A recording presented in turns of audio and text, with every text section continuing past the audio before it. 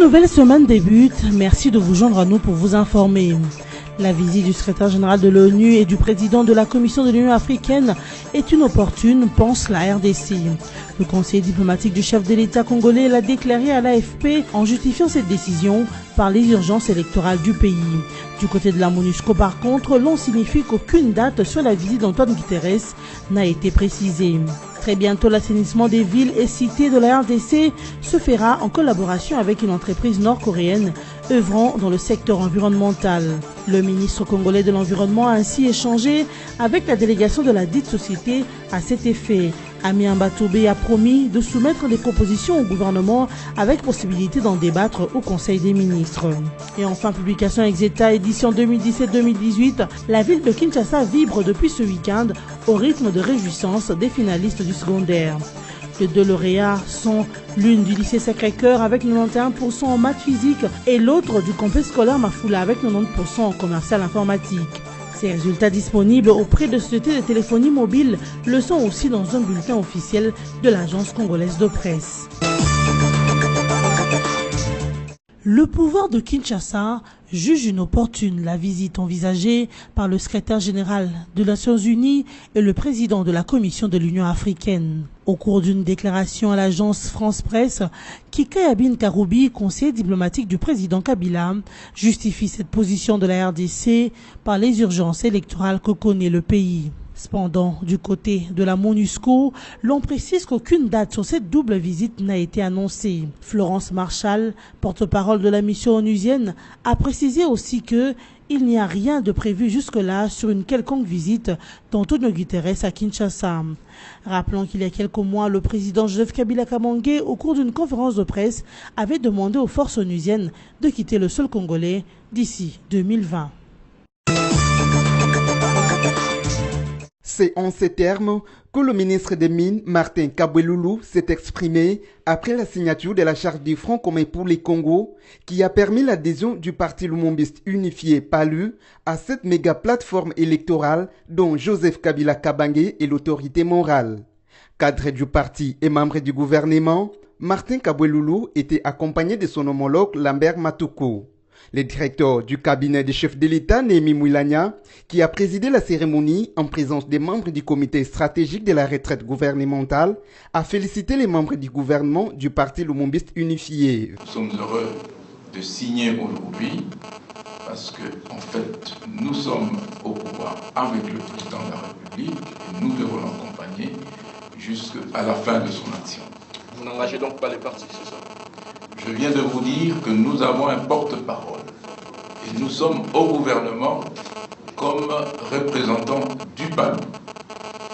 Si vous voulez l'avis en profondeur du PALU, alors il faut le demander au porte-parole du parti parce qu'il le sait et nous sommes ici, non pas parce que nous venons sous notre propre initiative, mais nous nous sommes consultés au sein du parti et l'accord a été donné pour que nous puissions venir signer. Je voudrais donc féliciter le membre du gouvernement du Parti lumumbiste unifié et leur dire que leur place au sein du Front était totalement acquise et donc je crois que le message aussi qu'ils vont apporter au niveau de leur formation politique, c'est de dire que nous sommes tous rangés en ordre de bataille maintenant pour les joutes qui commencent et dans la perspective de vouloir gagner ces élections à tous les niveaux, doter notre pays d'une majorité parlementaire la plus large possible avec un chef de l'État qui pourra, n'est-ce pas, gouverner de manière à assurer la stabilité du pays. Outre le parti cher à Antoine Gizenga, Maître Aimé Kilolo a aussi signé le même samedi 7 juillet la charte du FCC en qualité du président du parti réformateur du Congo vivant. Après sa signature, le célèbre avocat a appelé les intellectuels à adhérer au Front commun pour les Congos. Le Congo doit se prendre en charge lui-même et que désormais les intérêts du Congo doivent passer avant toute autre chose. J'en appelle ainsi à tous ceux qui, de loin ou de près, nous envoient régulièrement de messages d'encouragement dans nos actions quotidiennes, à rejoindre massivement le Front commun pour le Congo. Je pense aux intellectuels, je pense surtout aux étudiants, très nombreux dans des universités, partout où je suis passé, que ce soit l'université l'UNIKIN, l'université de Kinshasa, tout dernièrement à l'université de Lubumbashi, et plusieurs autres étudiants repartis dans des nombreuses universités à travers le pays. Je les encourage à rejoindre le FCC et soutenir son action. Le comité laïque de coordination s'attaque à la République en promettant des journées turbulentes si l'actuel chef de l'État annonçait sa candidature à la présidentielle. Il attend aussi mener des plaidoyers contre le nouveau code minier. Le samedi 7 juillet 2018, le CLC vient de s'effondrer d'une déclaration sans équivoque qui invite purement et simplement les 46 millions d'électeurs aux prochaines élections à ne pas participer à ces scrutins. Dès l'entame de cette déclaration, Jonas Tchombela, Isidore Ndayouel, Justin Okana, Julien Lukengu, Gertrude Ekombe et Franklin Mbokolo signifient clairement qu'il n'y aura pas d'élection en décembre 2018. Tout simplement que, dans leur entendement, l'évolution du processus électoral ne les réjouit pas. Pour eux, les élections à venir ne conduiront pas à la paix et à la stabilité du pays, surtout parce que, selon eux, le président Kabila se préparerait à se présenter pour un nouveau mandat. Pour toutes ces raisons donc, le CLC de Monseigneur Mosengo a décidé de mettre le pays à feu et à sang. Ce faisant, le CLC, sous l'impulsion de Monseigneur Mosengo, viole les dispositions de l'accord de la Saint-Sylvestre, censé baliser le processus électoral pour lequel, pourtant, tous les acteurs politiques ont signé. Pire encore, le CLC lance une croisade contre le nouveau code minier qui donne à la RDC ce que la souveraineté nationale et internationale ne lui a pas procuré depuis son indépendance, à savoir l'indépendance économique. Sans vergogne ni détour, Ndayouel et compagnie tente de mettre en doute ce code minier, qui est l'une des très rares lois à avoir joui de l'unanimité des représentants du peuple, aussi bien à l'Assemblée nationale qu'au Sénat. De manière unanime, ce code minier a été salué comme étant le point de départ de l'émancipation économique de la RDC grâce à ses ressources minières. En un mot comme en mille, on se retrouve ici dans la logique de la SENCO, qui a toujours eu un plan B qui, aujourd'hui, prend corps et qui n'est autre qu'une transition sans Kabila. Bref, le CLC vient de franchir les Rubicons. Les mois d'août pourraient être ainsi les mois de tous les enjeux où les véritables patriotes doivent redoubler de vigilance. L'Union pour la démocratie et le progrès social, UDPS-L Félix Tshisekedi, dépose définitivement les listes de ses candidats aux législatives provinciales ce mardi du juillet dans les différents bureaux de traitement et réception des candidatures de la CENI disséminées à travers le territoire national. L'affirmation est de Jacquemaine Chabani, cadre de l'UDPS et chargé à ces niveaux du traitement des dossiers de candidats de ces partis de l'opposition congolaise.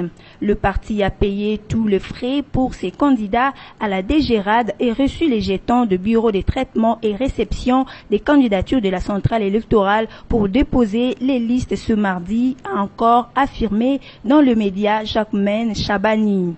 Le délai de 48 heures accordé par la CENI aux partis et regroupements politiques en retard a été bénéfique pour son parti, a signifié le coordonnateur de la cellule électorale UDPS Limité. Signalons encore que les plateformes Ensemble pour le changement et la dynamique de l'opposition ont également affirmé déposer les listes de leurs candidats. Elles continuent toutefois à réclamer le retrait de la machine à voter du processus, ce que la CENI n'est pas prête à faire à ces niveaux du processus électoral. Fermeture des BRTC, la CENI accorde 48 heures aux partis et regroupements politiques. C'est le dimanche 8 juillet que la Commission électorale nationale indépendante CENI a clôturé officiellement les dépôts des candidatures pour les élections provinciales dans le bureau des réceptions et des traitements des candidatures BRTC sur toute l'étendue du territoire national congolais. Mais il a été accordé 48 heures aux retardataires, moyennant le retrait des jetons dans les BRTC le dimanche dernier. Nous clôturons effectivement, mais les procédures indiquent qu'à la clôture de l'opération, ceux de partis politiques qui seront au BRTC vont devoir retirer les jetons qui auront la validité de 2 jours. Ainsi, ils doivent compléter les dossiers à partir du lundi et mardi, tout en se disant que cette activité va chevaucher avec la période légale de retrait, ajout ou substitution, a déclaré Corné Nangaa. Par ailleurs, le député national du PPRD, Henri Thomas Lokondo, estime que 48 heures sont insuffisantes pour les partis politiques. À la place, l'élu de Mbandaka propose 1 semaine, car d'après lui, cela n'impactera en rien sur le calendrier électoral. Assainir les villes et cités de la République démocratique du Congo préoccupe non seulement le gouvernement provincial, mais également les exécutifs nationaux.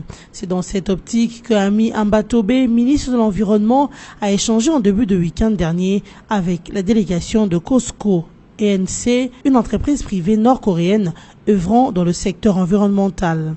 Conduite par King John-Gil, la délégation de Cosco ENC a fait des propositions concrètes au ministre de l'Environnement quant aux problèmes d'assainissement tant dans la ville-province de Kinshasa que sur toute l'étendue du territoire national, a-t-on indiqué au ministère de tutelle.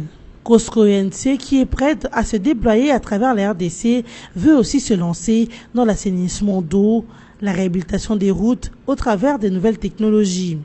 Et ce n'est pas tout, Cosco ENC prévoit entre autres la fabrication sur place en RDC des incinérateurs, des déchets ménagers une fois que le contrat est conclu. Cependant, Ami Ambatobe a promis de soumettre ses propositions au gouvernement avec possibilité d'être débattues au Conseil des ministres. L'on se souviendra qu'à ce jour, la RDC fait face à un sérieux problème de gestion d'insalubrité dans la quasi-totalité de ces grandes villes.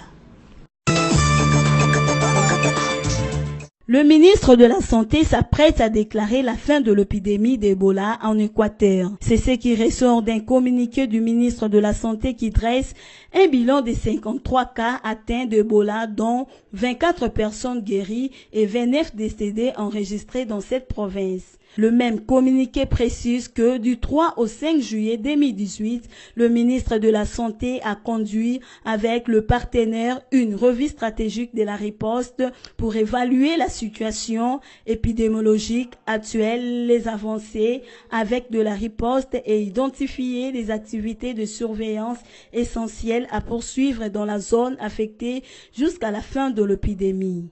En outre, l'expert technique accompagné de différentes agences impliquées dans la riposte ont présenté au ministre Oli Ilunga un plan d'exécution pour maintenir un niveau de surveillance optimal jusqu'à la déclaration effective de la fin de l'épidémie Ebola dans cette partie du territoire congolais. Le gouvernement congolais a octroyé une somme de 21 millions de dollars américains à la République démocratique du Congo. Ces fonds devront servir à la construction, l'approvisionnement et l'installation de l'équipement des laboratoires de niveau biosécurité supérieure P3, d'un centre d'essai clinique et d'un centre de formation au sein de l'Institut national de recherche biomédicale de la RDC, INRB. C'est la semaine dernière que l'ambassadeur du Japon en RDC, Hiroshi Karube, le ministre de la Santé Oli Ilunga et celui des infrastructures Thomas Lowaka ont procédé à la pose de la première pierre de construction de l'édifice de ces projets et dont les travaux seront réalisés par la société japonaise Dai Nikon Construction. Cette cérémonie a marqué le début effectif des exécutions de l'accord signé le 21 mai 2017 entre l'Agence de la coopération internationale japonaise et le gouvernement congolais. C'est à la suite de l'échange de notes signées à la même date en rapport avec la coopération liant le Japon et la RDC.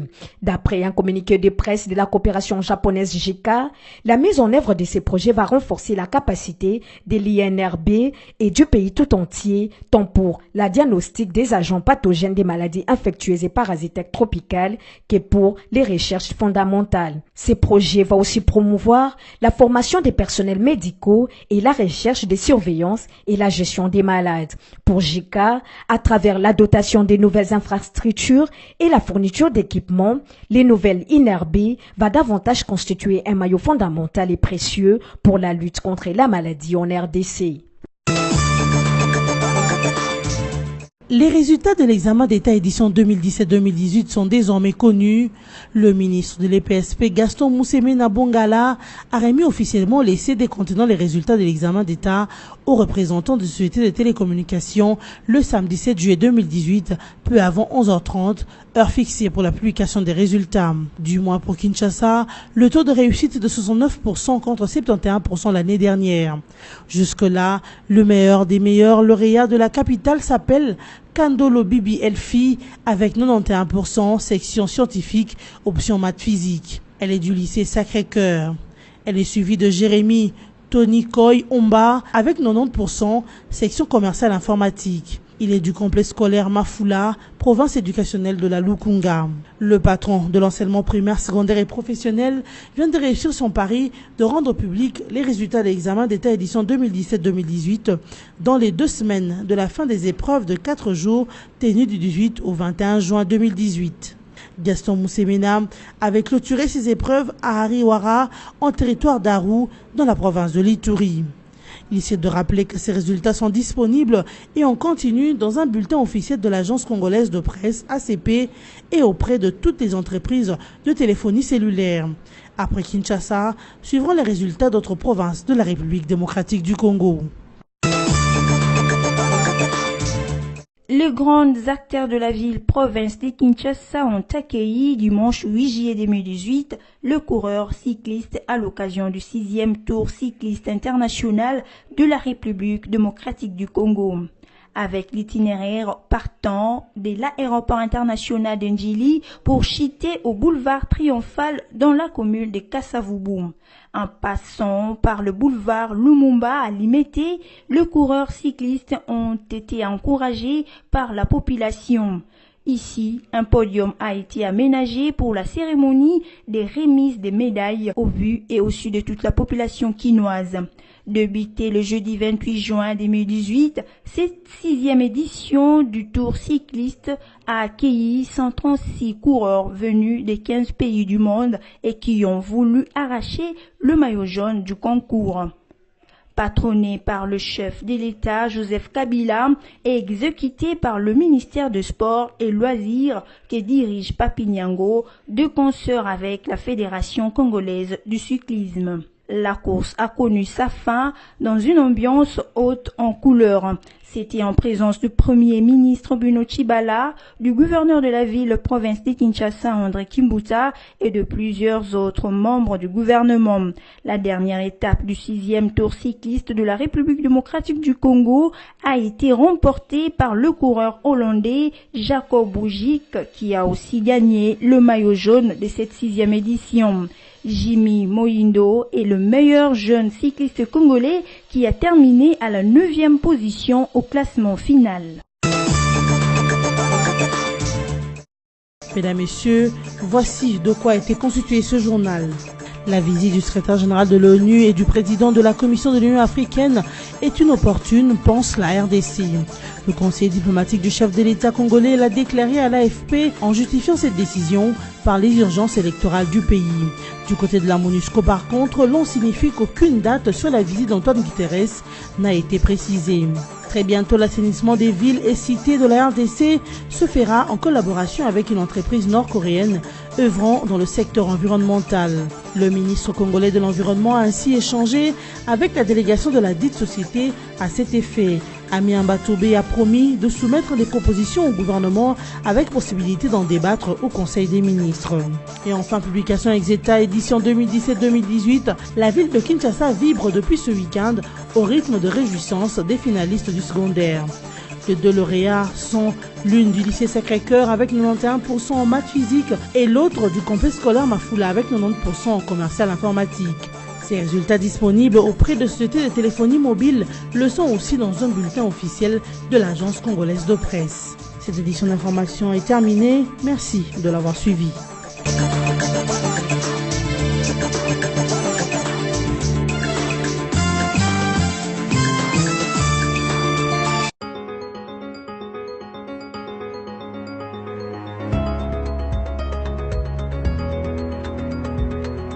Bon début de semaine, mesdames, messieurs, bienvenue à la revue de presse en ligne de ce lundi 9 juillet 2018. Démarrons cette revue avec le site Congo Virtuel qui titre « Le CLC de Monsengo déclare la guerre contre la RDC ». Sous la direction de Monseigneur Monsengo, Ndaïwel et consorts viennent d'annoncer leur désolidarisation du processus électoral pour engager le plan B de la troisième voie sans Kabila et des actions de mise à feu de la RDC et de l'asphyxie économique du pays par la lutte contre les nouveaux codes miniers. Une déclaration de guerre que CongoVirtuel.org annonçait déjà au courant de cette même semaine. Ce samedi 7 juillet 2018, le CLC vient de fondre d'une déclaration sans équivoque qui invite purement et simplement les 46 millions d'électeurs aux prochaines élections à ne pas participer à ces scrutins. Pour eux, les élections à venir ne conduiront pas à la paix et à la stabilité du pays, surtout que, selon eux, le président Kabila se préparerait à se présenter pour un nouveau mandat. Pour toutes ces raisons donc, le CLC de Monseigneur Monsengo a décidé de mettre le pays à feu et à sang. Ce faisant, le CLC viole les dispositions de l'accord de la Saint-Sylvestre. Pire encore, le CLC de Monsengo lance une croisade contre les nouveaux codes miniers qui donnent à la RDC ce que la souveraineté nationale et internationale ne lui a pas procuré depuis son indépendance, à savoir l'indépendance économique. En lançant donc une guerre contre cette loi, le CLC ouvre un autre front économique contre la RDC, cette fois-ci au cœur même du bien-être des Congolais, qui ne peut être possible que par la mobilisation des recettes, donc celles générées par ces codes miniers qui combat le CLC de Monseigneur Monsengo. Poursuivons cette revue de presse avec Forum des As qui écrit « Ingele Ifoto perce le mystère FCC ». Une semaine après son lancement officiel, les Fronts communs pour les Congo suscitent débat, polémique nourrie, selon les cas, au moment de l'incompréhension, de la guéguerre, des positionnements et de la diabolisation politique bien de chez nous. Pour à la fois éclairer la religion de ceux qui se perdent en conjoncture sur la nature de cette méga plateforme politique et tordent les coups aux idées répandues de bonne ou de mauvaise foi, Forum des As s'est tourné vers l'un des membres éminents du comité stratégique du FCC, en l'occurrence Ingele Ifoto, qu'il serait superfétatoire de présenter. Dans cette explication géopolitique, Ingele Ifoto cite les coltons, la guerre de l'eau. Pour faire face à cette hypothèque marquée du sceau de précarité qui plane sur la RDC, il y a certes la démocratie. Et, confirme notre interlocuteur, la RDC va poursuivre son processus démocratique sur fond du respect de la Constitution. Bouclons cette revue de presse avec Okapi.net qui titre « Affrontement entre FARDC et militaires ougandais sur le lac Idouar. Plaidoyer pour les négociations avec l'Ouganda ». La coopérative des pêcheurs de Vichumbi demande au gouvernement congolais d'ouvrir des négociations avec l'Ouganda après les affrontements qui ont opposé les militaires congolais à ceux de l'Ouganda. Depuis ces affrontements, le 5 juillet dernier, qui avait fait 7 morts du côté ougandais, dont les pêcheurs et militaires, et 2 blessés du côté des Congolais, plusieurs dégâts ont été enregistrés. Ces affrontements ont déjà enregistré un mort du côté congolais, 2 blessés et au moins 9 pêcheurs qui sont portés disparus. Cette revue de presse est terminée. Merci à vous qui l'avez suivi.